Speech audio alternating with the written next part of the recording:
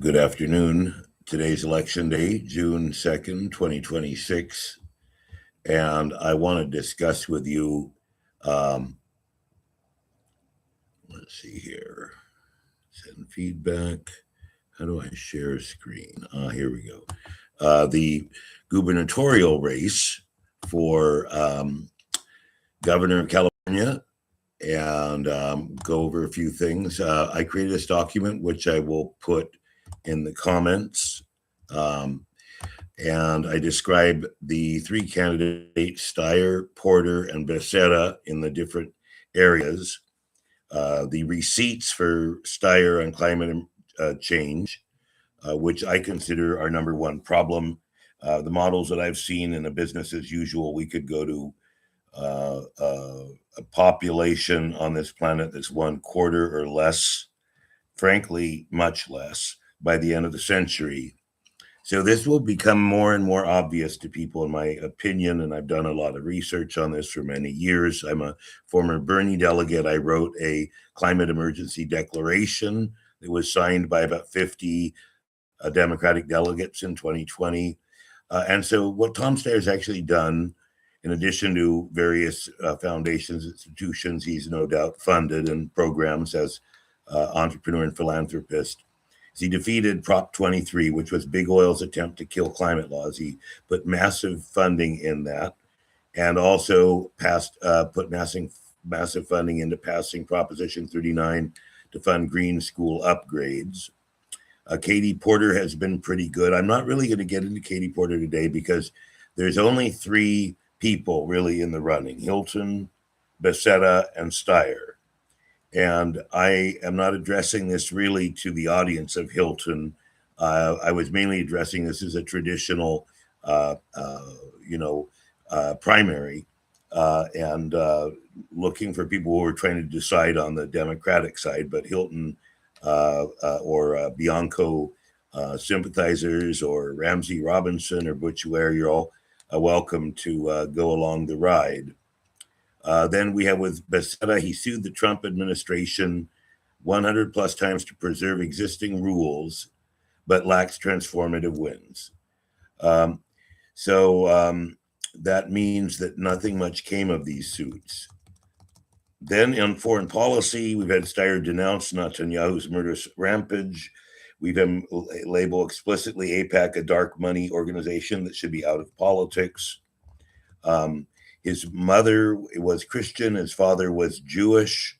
It does make it perhaps a little bit more sensitive for Jewish people to call out the genocide in Gaza. John Garamendi has had the courage to come out and say so, and I wish Steyer would. Porter's been even more tepid, and our friend Mr. Becerra strictly adheres to the Biden establishment script and refuses to criticize Netanyahu's military stance. On the case of also AIPAC and Israel, the Resnicks, which are a very powerful, extremely right-wing Zionist billionaire couple, have funded the Becerra campaign. These are the Resnicks, and they are the pistachio magnates of California, and this has also given them an incentive to sanction and bomb Iran, which is the main competitor in the worldwide pistachio market.